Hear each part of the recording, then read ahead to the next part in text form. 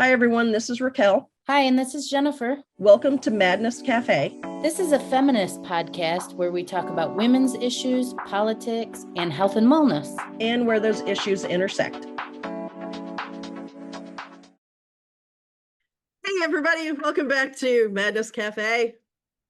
Jennifer and I are going to discuss our reactions to the 2024 election. So, yeah, here we go. So, Jennifer. How are you? I am not great. I was thinking about, I know. How are you? Been better. Yeah. How am I? It's minute by minute. Yeah. I think that's fair. Yeah. I mean, I had a really nice walk outside today. It was beautiful out. I saw the trees and the leaves, and then I came inside and then I remembered and I was like, yeah, see, I can't even make noise. I'm so upset, but like, I don't. Yeah, there's so many emotions, and I feel like, I mean, yes, I'm feeling all the feelings for sure. That's good. That's good. Because maybe 4 years ago we didn't feel all the feelings. Not 4 years ago, 8 years ago. What the fuck? It feels like yesterday. Now it feels like fucking yesterday. I know. Yeah, it's thoroughly fucked up. So I decided, I am probably gonna be like cycling through the various stages of grief. It's sometimes in rapid succession, sometimes in slow motion, sometimes it might last like a couple weeks, sometimes it's going to happen like many stages in a day. I don't even know. I'm just going to let it happen because I really can't just stop it. But I came up with a few adjectives to express how I'm feeling, and pretty much all of these came up immediately, and now they're just sustained. So here we go. In no certain order. Disappointed, terrified, frustrated, tired, ignored, pissed, hurt. I couldn't even write those down. I got disappointed. Oh, okay. I'll go over those again. Okay. Terrified, frustrated, tired, ignored, pissed. Fucking pissed off. Yeah, exactly. And hurt. Oh my God. I think hurt was my first emotion. Okay. So where were you? Like, how did you find out? So Tuesday night, I was here at home watching the whole thing. And I knew I was going to be like glued in front of my TV. I just knew it. Like there was no other way I was going to be that night. And then my friend Janice came over after she got off work, and we were watching together. And literally the whole time, I mean, we were like, what the fuck is happening? What is going on? Why is this? I mean, literally like a string of expletives the whole night, and literally just like shock isn't the right word because it's not like we're totally surprised, but bewilderment is a good word. It's like, how is this happening? Do people, it just literally feeling like people do not know what is at stake. Doesn't Jesus have a saying where he says, they know not what they do? Yeah, I think so. Yeah. Like that's what comes to mind, is like Jesus is saying, what the fuck? They know not what they do. Yeah, exactly. Like, what the hell y'all doing? Like, come on now. have you heard of tariffs? Yeah. Like, fucking people, have you heard of tariffs? Do you know how they work? I get it. Maybe you don't. Okay, cool. Ask some questions. I don't know. But here's the thing, and this is what I come down to, is that literally the majority of people have no idea how our government and how policies work and how those things affect their day-to-day lives. It's this nebulous idea, and we get caught up in a cult of personality, or whoever, the people who voted for Trump get caught up in this cult of personality. Yeah, and so it's just bullshit. Sorry. Well, no, do not be sorry. Fuck that. No. I would consider myself one of those people that I don't really have a huge handle on how our government works. I feel like a lot of things, I mean, I got the basics down, okay?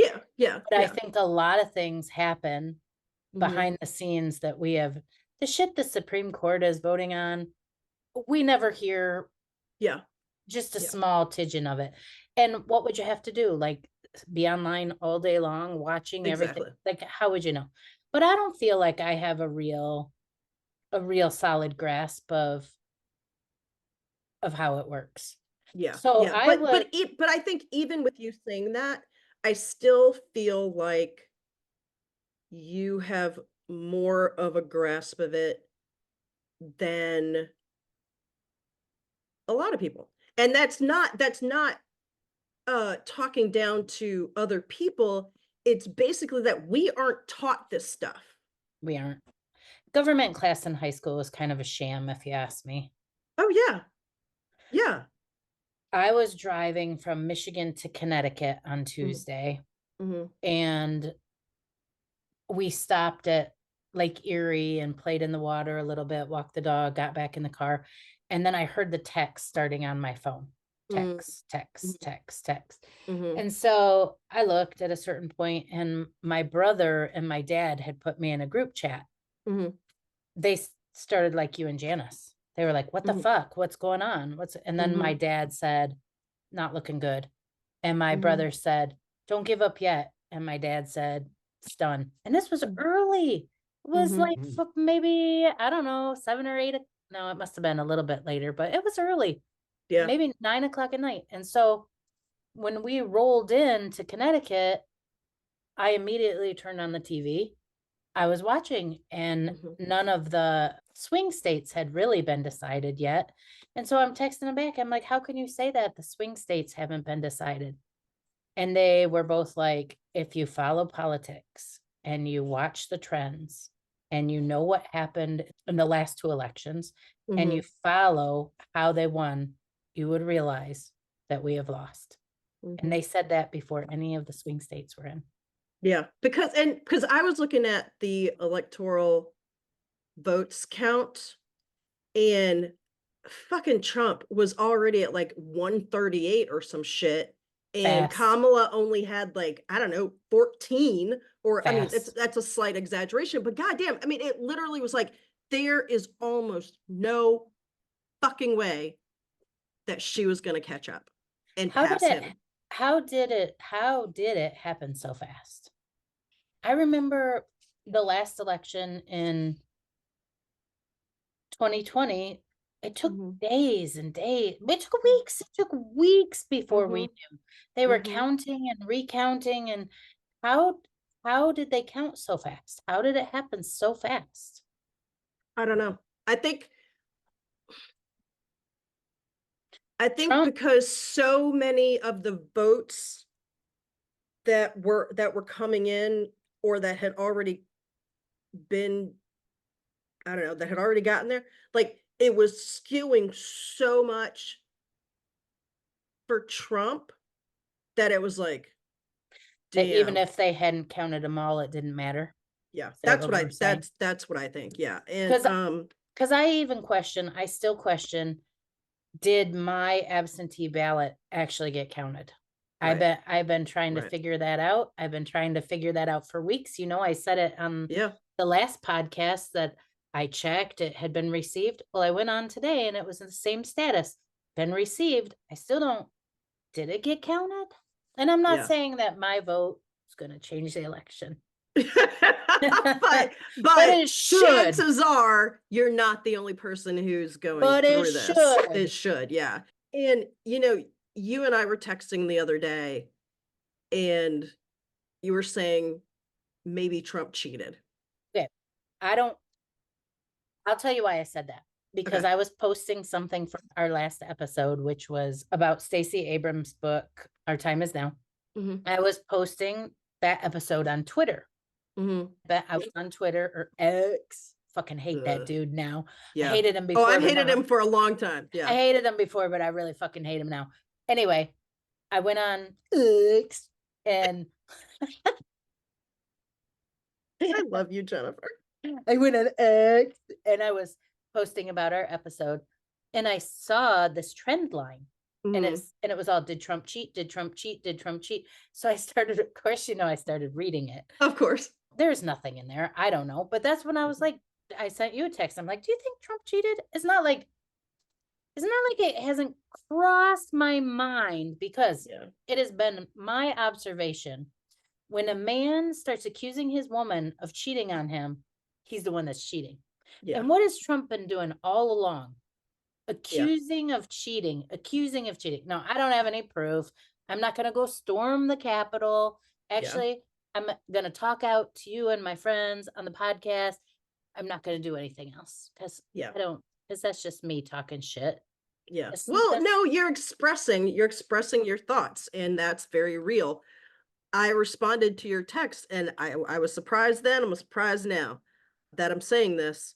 I don't think he cheated in this one. I honestly think our country is far more divided and flawed than we realize and that we are willing to admit. Yeah, that fucking sucks. That fucking sucks, Raquel. It breaks my heart. There's another adjective for you. I'm heartbroken. Oh, heartbroken and hurt. So hurt. Mm-hmm. Mm-hmm. I'm so hurt that I hopped in my car and I left Connecticut and I'm driving home and I get out of my car to get gas and I'm going into the gas station and a man is holding the door open for me and I can't even look at him because I'm thinking, you motherfucker, you fucking voted for Trump and you're holding the fucking door open for me like that matters. Now, granted, I don't know who this man voted for, but statistically speaking, he probably voted for Trump. Of course, statistically speaking, I probably voted for Trump. Yeah. But I didn't. And I wouldn't. And so that motherfucker, I can open my own goddamn door, you fucking Trumper. Woo. Yeah, no, I get it. And honestly, like. Now I'm looking at people. Now this is where I have to like look at myself because I'm everywhere I go. I'm like looking at people all suspicious. And this is what they want. Mm-hmm. Yeah. I'm all suspicious of everybody. Yeah.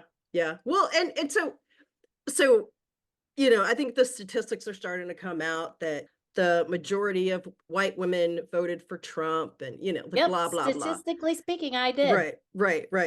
At one point, as we were watching the results come in, I looked over at Janice, who's a white woman, and I looked at her, and I know she voted for Kamala. Like, I mean, come on. Did you beat her ass right there and then? No, I didn't. But I looked over at her and I was like, what's wrong? What's wrong with you? What's wrong with y'all? Go get your girls. Okay. I'm going to need you to go get your girls and talk to them. Go get your girls. And she goes, I can't. We're monsters. And I was like, that's not helping right now.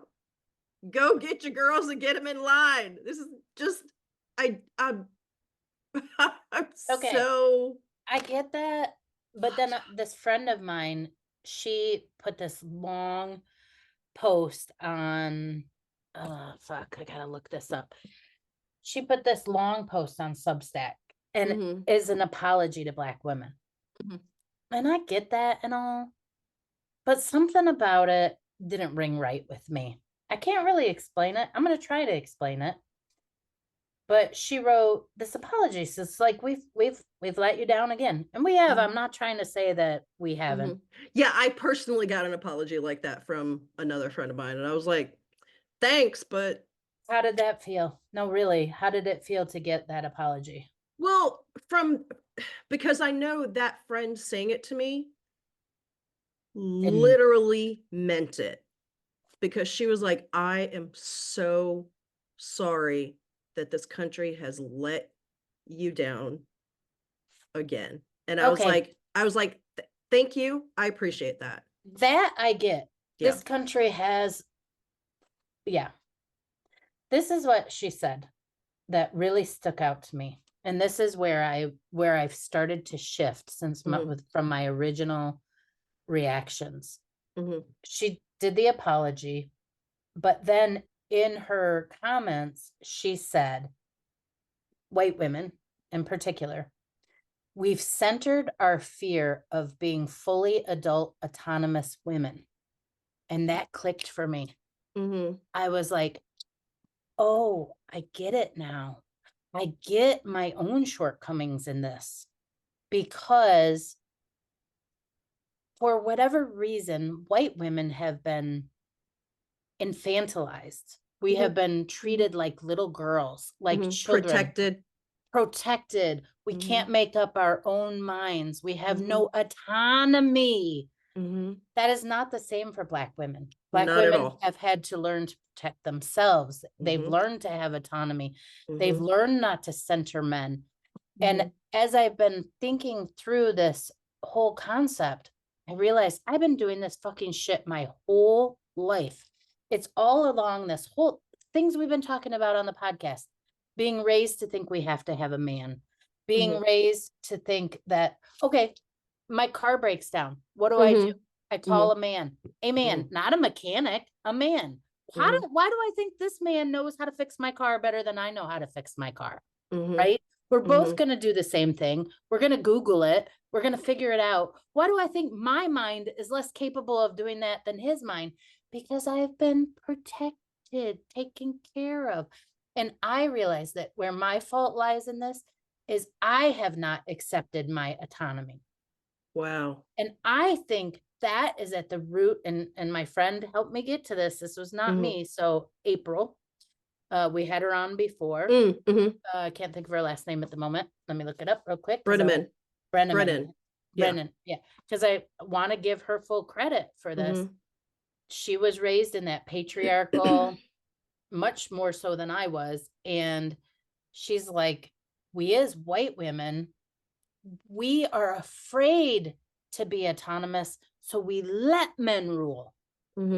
Yeah, I posted on Facebook that the majority of this country are more comfortable with the devil they know than the leader they don't. So they would much rather just go, okay, we know this guy. We know this asshole. Like with this, we know, as opposed to going, but we don't know what it'll be like with a Black woman running. We don't know. We don't know. It might not be good for us, and we don't know. Well, I think the brilliance of his campaign, and I'm going to be the one that says it out loud, is when he got some poor kid to shoot at him so that he could go, oh, I'm the strong man. Yeah. I'm the strong man. Strength. The woman doesn't. Oh, yeah. Fight. Fight. I'm the strong man. Who is going to stand up for our country? A woman can't do that. Fuck that. Lots of countries have women running them. Yes. So many. Like New Zealand, the UK, Pakistan, Israel, like all of these countries in Africa, but not us. I do think it's white women's fault, though. Not technically, like, not that they went to.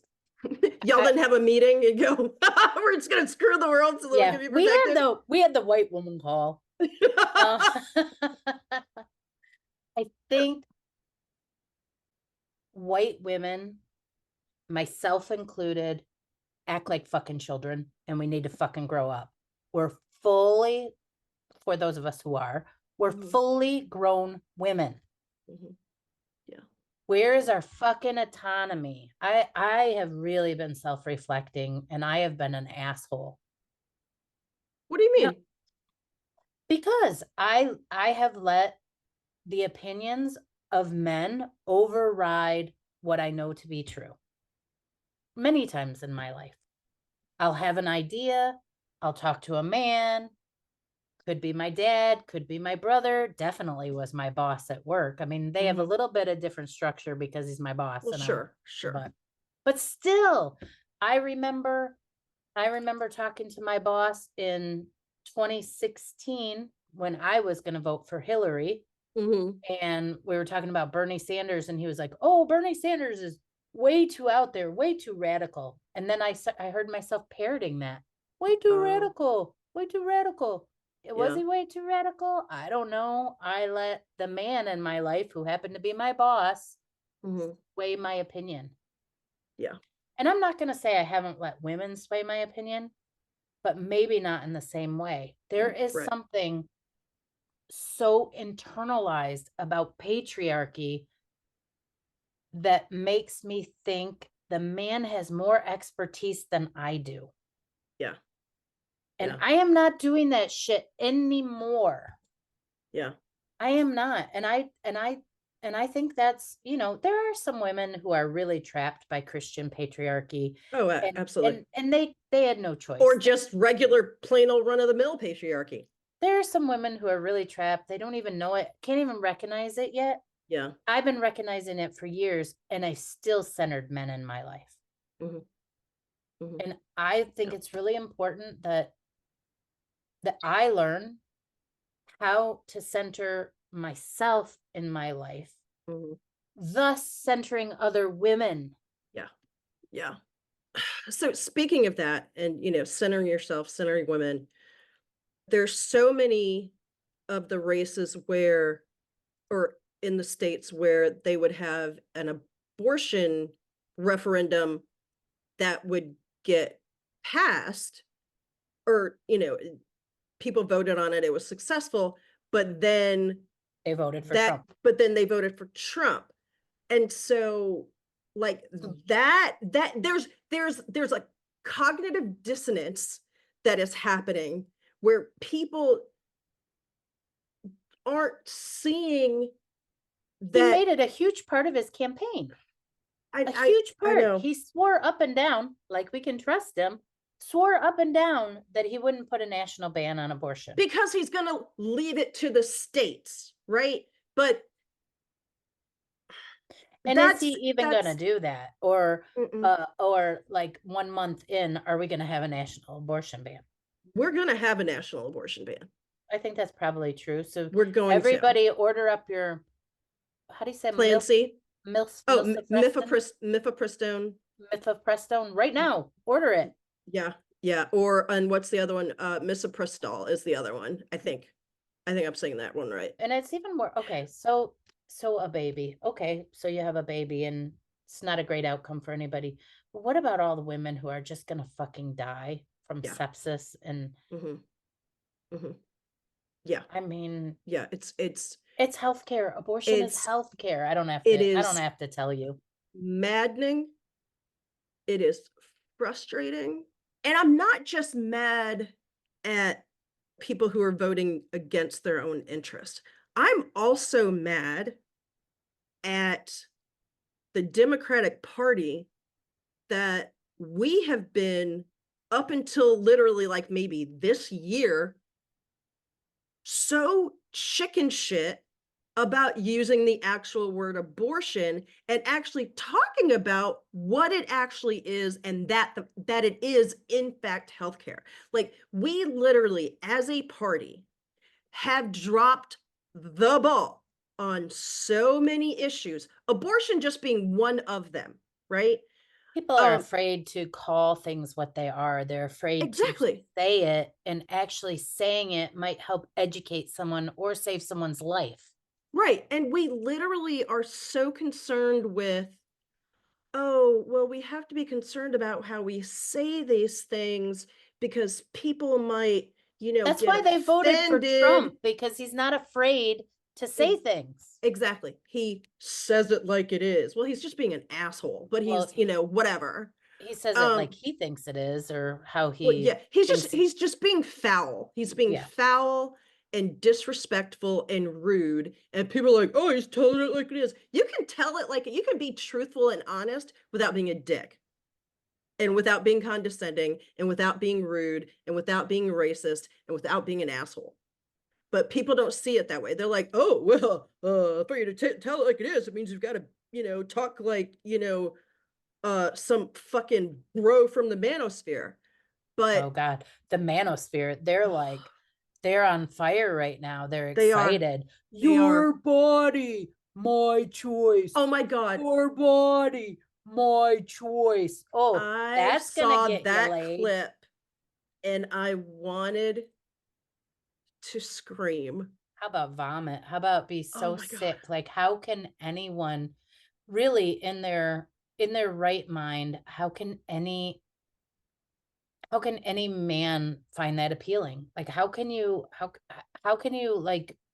be yourself? How can you not? I just don't get it. I just don't understand. Which brings me back to the feeling that I've been having is that this country is far more divided and dysfunctional and racist and misogynistic than we give it credit for. It's like, slap, wake up call again. You and I and a lot of our friends and people we talk to, we're hopeful people. Yeah. We tend to see the good in other human beings. We tend to give them the benefit of the doubt. We tend to think good of people. And we've been spending a lot of time on the podcast, off the podcast, talking about patriarchy and still loving men and still taking care of men. We've been talking about voting blue and still being kind to Republicans. We don't want to go around and hate Republicans. That's not ideal. But we spend our time talking about this. And then when other people aren't the same and they go online and say, I own your body and you're gonna get raped or whatever the manosphere is like screaming about right now, it's a hard pill to swallow because we're not like that.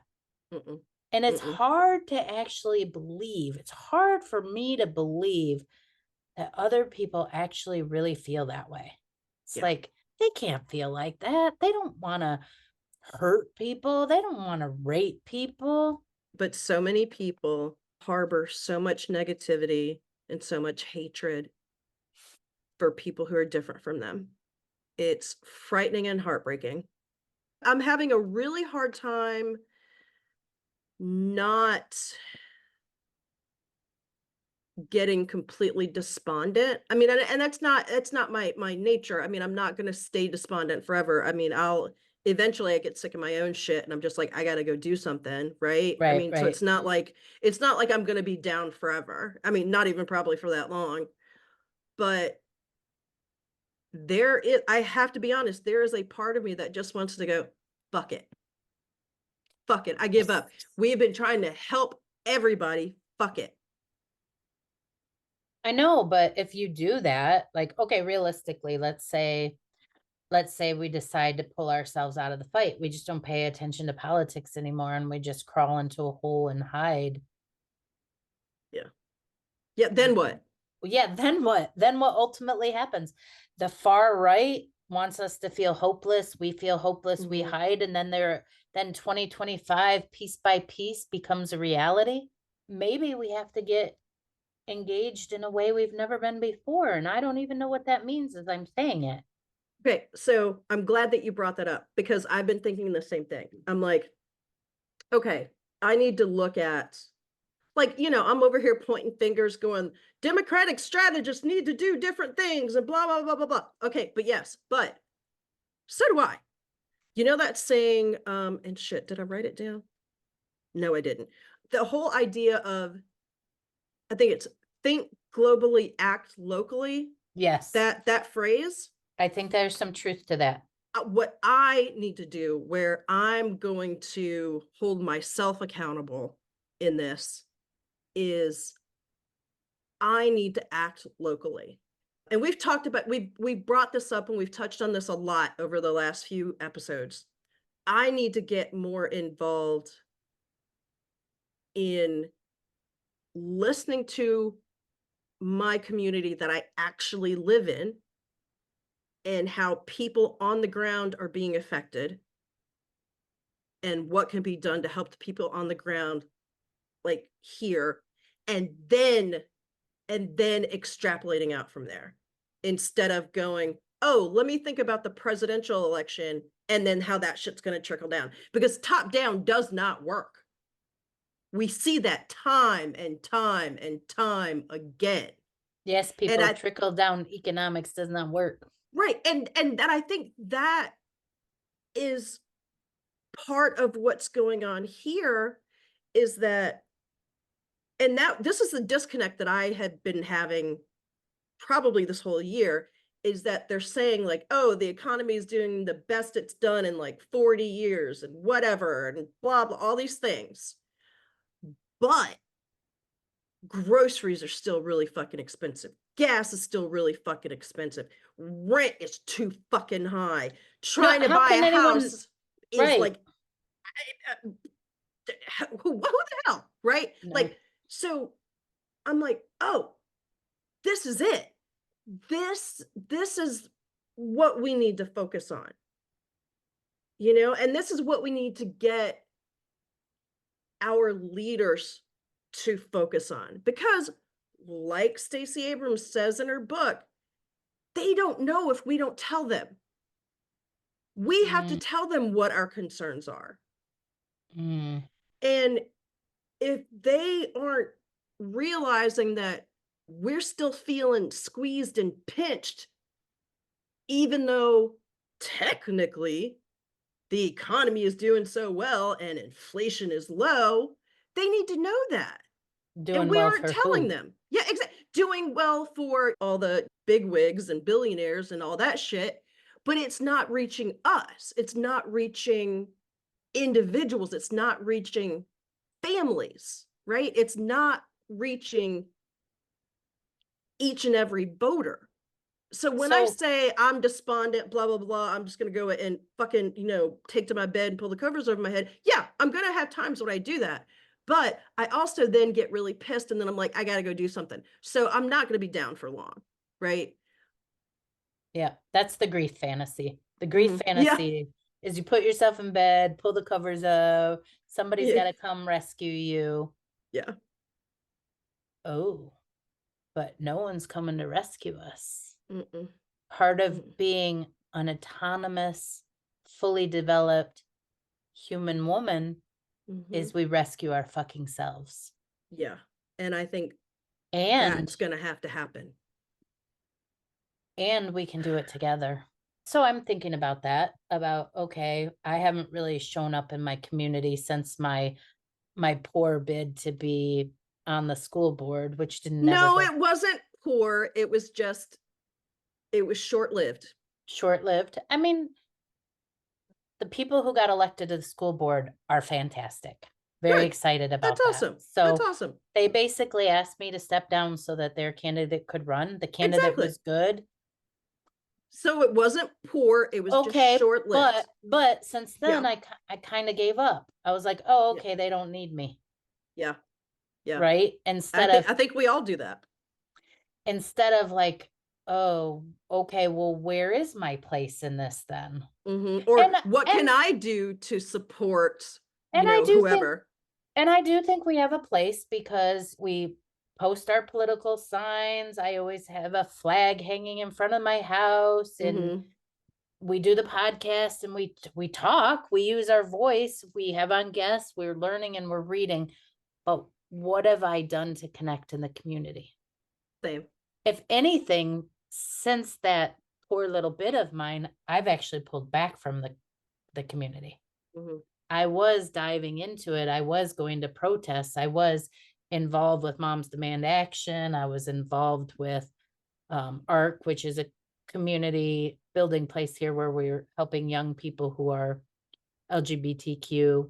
I was involved with Stand with Trans. And since then, I've just kind of like, yeah. So why did I do that? Life, busy, shit happens. And maybe your feelings were a little hurt. Like, oh, you don't want me? Fine. There was some of y'all. There was some of that. And that's my, I've learned this last year that actually is one of my trauma responses. When I don't feel wanted, I'm like, oh, don't want you either. Yep. I'm out of here. Yep. See you, bye. Yep. Oh, you don't want me? Peace, motherfucker, I'm out. Yeah, no, I get that. That's me totally. That's something I need to work on. Yeah, we all do. Yeah. I'm feeling some regret here. Some regret that I didn't get a little more involved, but there's always tomorrow. Exactly. Tomorrow. I love you. Tomorrow. Okay. That's my little I got it, moment. But she had Daddy Warbucks that came and rescued her. That ain't gonna happen. That's true. Big Daddy Moneybucks. Yeah, Big Daddy Moneybucks. Yeah. I need some of that. I know. I think that is our fucking fantasy. Is Big Daddy Moneybucks is gonna come save us. Yeah. That anybody is going to come save us. Yeah, and it's. We've talked about this before. I think we talked about this literally at the very beginning. In the first year of the show, we were talking about that. I think like fairy tales and shit. Yeah, we're still working on this. Well, yeah, that's okay. We're human, but we're working on it. In some ways, didn't we think that Kamala Harris was going to come save us? In some ways, yes, but she was also going to have us like help her save us. Do you know what I mean? Like it wasn't going to be just her. It was going to be a coalition. You know what's so disappointing to me about it? Amongst many, many other things. When I saw her campaign, yes, I didn't agree with everything, but I agreed with the majority of it, a strong majority of it. And every time I watched a YouTube video or heard a speech, I saw her do it in a way that it hasn't been done before. There was joy and laughter. And I thought, oh, if our country could move back to some joy and laughter, and everything doesn't have to be division and attack. Even in her concession speak, the first thing she brought up was gratitude. She brought up love. She brought up resolve. And I was like, okay, it's never going to be perfect. A candidate's never going to be perfect. And I do understand that the genocide in Palestine was some people's bottom line. I get that. And I'm not going to fault them for that, because if that's their bottom line, that's their bottom line, and they have to make that decision. But at the same point, we had an opportunity to do it differently than it's ever been done before. And of course, she's still within the confines of how our country works, and there's checks and balances, and she wouldn't have unlimited power. But we would have a president that laughed and smiled and said thank you to people. Yeah. Same with what you're saying. I get that people are like, I'm voting based on what's going on in Gaza. I get that. And people have every right to vote that way. My thought is that she would be somebody that would work with them and actually talk with them and negotiate. Trump is not going to have them at the table. He's not going to talk to them. He does not give a flying fuck about them. And so and no third party candidate was going to win. No, we just don't live in that kind of country. No, and a friend that I talked to about this, Abby, who was also on the show, I was talking to her like, third party candidate, this was some people's bottom line. I get that. I get it. And she's like, yeah, but that's not how our government works. If they want to run a third party candidate, you don't start at the highest office in the country. Absolutely. You start in local politics. We don't even, do you know of any candidates that are Green Party that are running on a local level? Not at all. I'm not going to say that they don't exist because I don't know. Yeah, I don't either. I have no idea. But I've never seen one. I would be likely to vote for a Green Party candidate that came up on a local level. But I've never been aware of one in my area. Yeah. Only Green Party candidate that I've ever heard about is Jill Stein. And she runs for president again and again and again. Like but she didn't do shit in between those elections. Well, we don't know that. That's true. I don't know. We don't know. I don't know because I don't pay attention to Jill Stein. So what do I know? I honestly don't know. Right. That's what I'm saying. Right. We don't know because we haven't been following her, but I love Marianne Williamson. I think she's an amazing person. I've read some of her books. I even went to see her when she spoke in churches in Michigan back in the day. I don't go to church, but I've seen her speak. I love her. But president, you go from run for something local. Yeah. That's what I'm saying. Build your presence. It doesn't mean you have to do everything local. You don't have to go step by step by step, but like president, you've never even held any sort of office. Well, that's how we got Trump.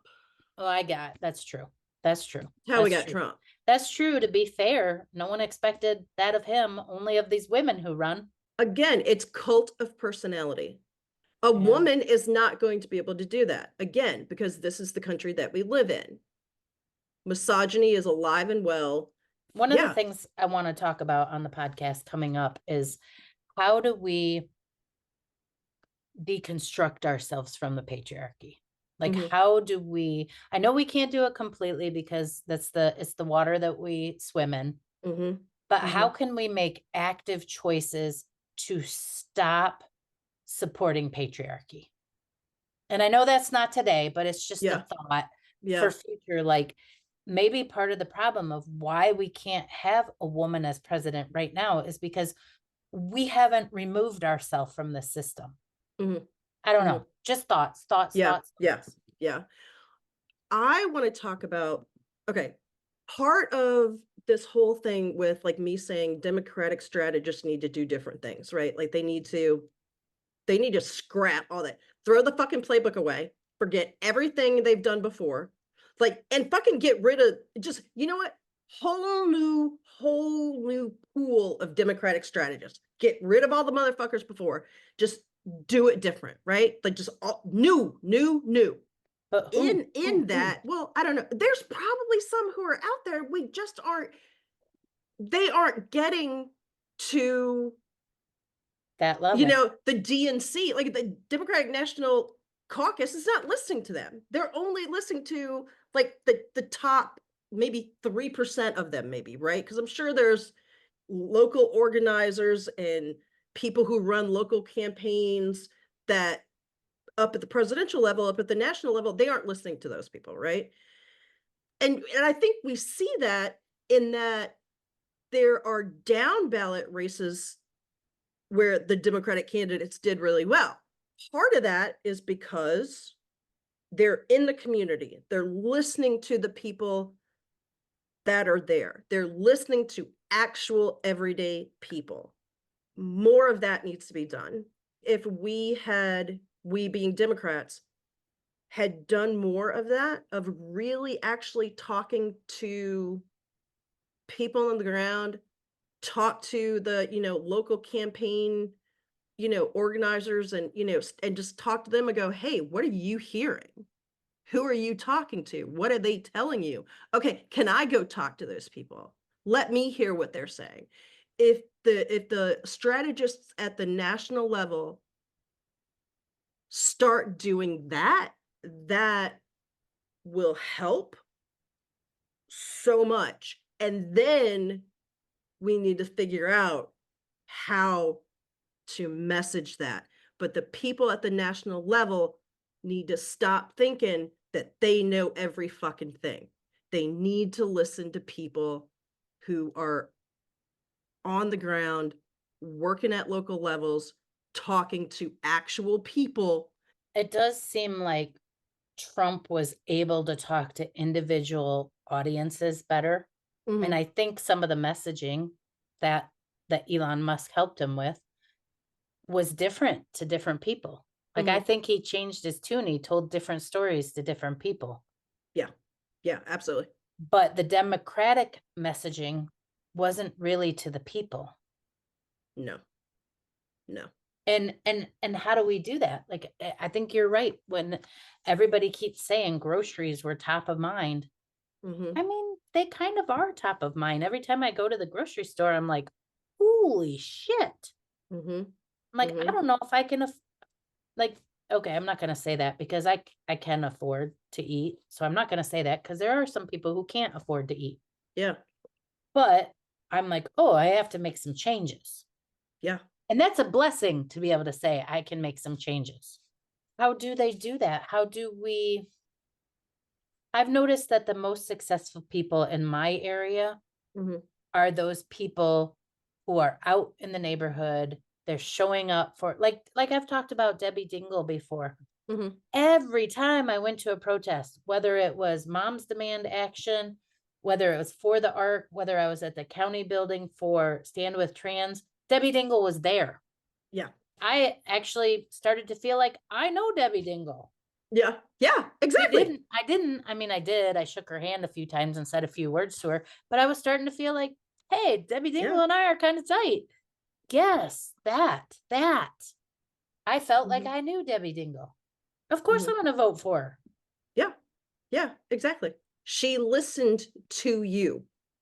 She heard you. And I'm not saying that Kamala Harris didn't talk to actual people and hear what actual like individuals were saying. I'm not saying that. I really honestly have no beef with Kamala Harris. Me neither. She ran an excellent campaign. She ran a beautiful campaign. She's smart as fuck. I literally would love to meet her and to know her. Like and she's smart as hell. Like I have no qualms with her.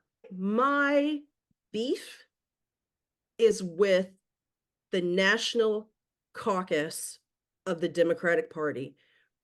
We need to learn the lessons, and I'm very afraid that we're not going to learn the lessons.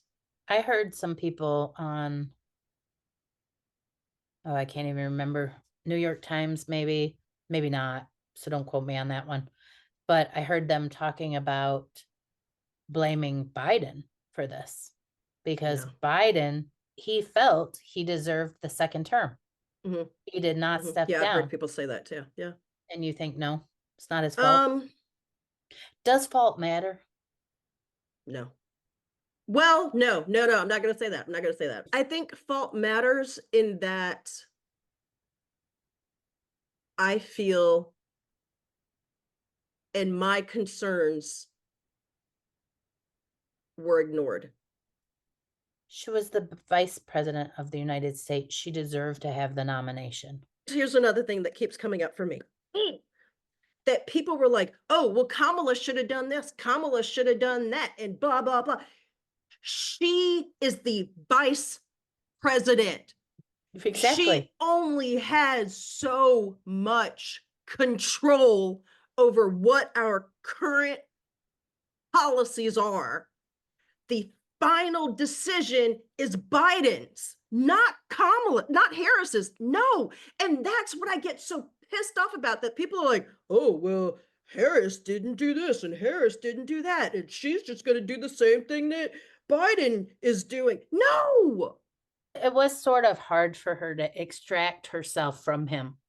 Well, because she's in a very precarious position, because she's still VP. She's still got to like work with and respect her boss. But then she's got to try to find a way to go, okay, but I'm going to do this over here, right? That's a crazy hard position to be in. Totally. All right. What terrifies you the most? Because I'm going to tell you what terrifies me the most. Does this terrify me the most? I think it does.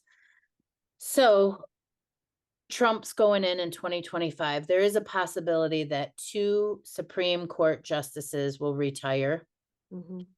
He could appoint 2 more that will give him 5 appointees on the Supreme Court that will be most likely in power. That'll give him a 6-3 majority, because there are people that he didn't appoint who are on his side.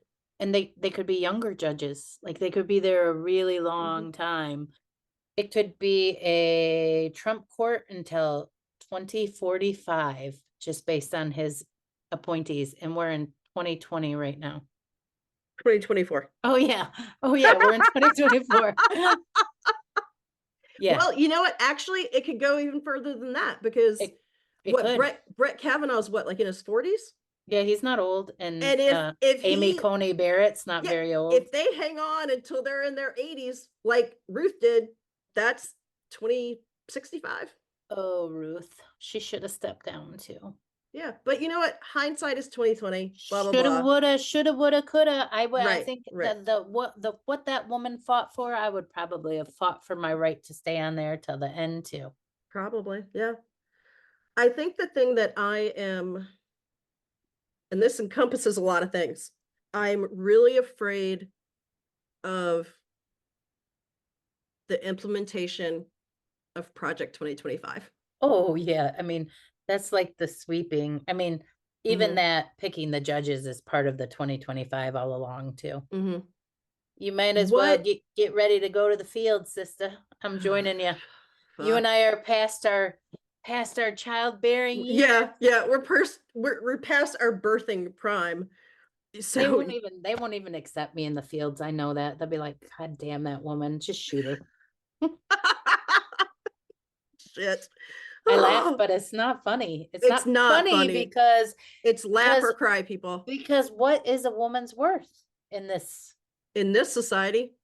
What is a woman's worth if you can't? We'll be the Marthas, like caring for the kids and caring for the home and basically doing that shit. That's what we'll be doing. I can't be the Martha. I can't either. I just can't. I just cannot. No. So what are some takeaways for you from 2024 general election? And keep in mind, this may change. It may be different tomorrow, maybe different 6 months from now, maybe different 4 years from now. One of the biggest takeaways is I remember the day that you and I were driving home from our retreat, and we knew Kamala was the new nominee. And the sheer joy and happiness and just hope that I felt in that moment, and I think that you felt too. And I realized at that moment that things can change in an instant, because I never thought, when Biden was poised to be our nomination and it was Biden and Trump, and I was so hopeless because neither one was a choice. It was so hopeless, and I didn't know what to do or where to go, and we were just going to live through it. And chances were at that point that Trump was going to win. Right? Yeah. It changed in an instant. Things can change in an instant. Our life is not over. Things can change. We don't know how or what, but the timeline can change. It changed once before for us. It can change again. If we have to live under Trump's presidency, for me, I personally have to change and divest from patriarchy. I have to divest from having men be the center of my life. I know that. I'm going to focus on that. And then also, how we will get through it is through community. Maybe me going back out to these women that I felt like I didn't have a home with and trying to home with them again. But also us, our community, our group that we met with when we went to the workshop. All of those women. Yeah. Women coming together. There are some men in this community. I won't discount that. Absolutely. I can do hashtag not all men. I mean that no, I don't really mean it in a nice way. I feel really hurt. I feel really hurt, but I do know that there are nice men who are, nice is not the right word. I know that there are men that stand with us. Yeah, there are. I know that there for sure. It's just really hard sometimes to tell which ones they are. Yeah. I wish men would speak up more. There's been this meme that's going around that says, when a man says, your body, my choice, men, what are you going to do? What are you going to do? What are you going to say to the other man? Men, what are you going to do? How are you going to help us? Talk to your boys. Yeah, go get your boys. Don't just let it roll over. Don't just take it as a joke. Don't laugh it up. Say something. Help us. I guess those are my takeaways. How about yours? I've talked about a bunch of things, but some other things that have come up for me is kind of tied to what you're saying about people speaking up and, people not just kind of going along and letting something roll off. Like, we need to know who our allies are. For real. Our allies need to step up. They need to say stuff to their friends who say stupid shit. And I'm not saying, call them out, embarrass them, and do all that. I mean, sometimes, that's fine. Yeah, embarrass a motherfucker. I don't care. But that's not always effective. Find out how you can have that conversation and call somebody in. Like, find a way to use it as a teachable moment. And if you don't know how to do that, read a book, look it up on Google. There's plenty of stuff on there that's like quick to digest and read and whatever, and you can learn some shit. But get off your ass and be a true ally. Stop pussyfooting around and being like, I can't hurt somebody's feelings. Look, people are dying. Grow the fuck up. Sack up, tit up, ovary up, whatever you need to do. But, I love it. I love it. Say it again. Sack up, tit up, ovary up, all of it. Just, man up, woman up, do it. Just, you know what? Just have the conversation. Okay. The other thing is, things have got to be done differently as a nation, with our politics, the way that our strategists do things and direct things. The Democratic Party as a whole needs to do some soul searching and think some shit through and make some big ass changes. And they need to do them now. Like, this can't be a glacial change. There needs to be some serious soul searching. They need to open the doors to people who think differently so that they can learn some different ways to do shit. Because there's a lot that we're missing. And my other takeaway, which is tied to that, is that we all need to figure out a way, and I'm specifically saying this to myself, I've already said it, that I need to figure out how I can be involved in the community that I live in, and how I can be here for my community that I fully expect to be here for me. So I need to get off my ass and do something. Yeah, I hear you. Yeah. So yeah, there's a lot of emotion flowing through me right now, and will be, I'm sure, for the foreseeable future. And there will be days when I take to my bed and I pull the covers over my head and I just want to like block shit out. But I don't stay down. And I think the rest of us need to learn how to do that. Take the time that you need to rest and regroup and protect your peace and protect your sanity, but then you have to get back out there. We cannot give up. We cannot give up. It's just not an option. Yeah. It's going to be a lot of deep breathing going on. Thanks everyone for listening today. We will be back with more Madness Cafe next week. You can find us on Instagram at Madness Cafe Podcast or email us at madnesscafepodcast@gmail.com. Bye.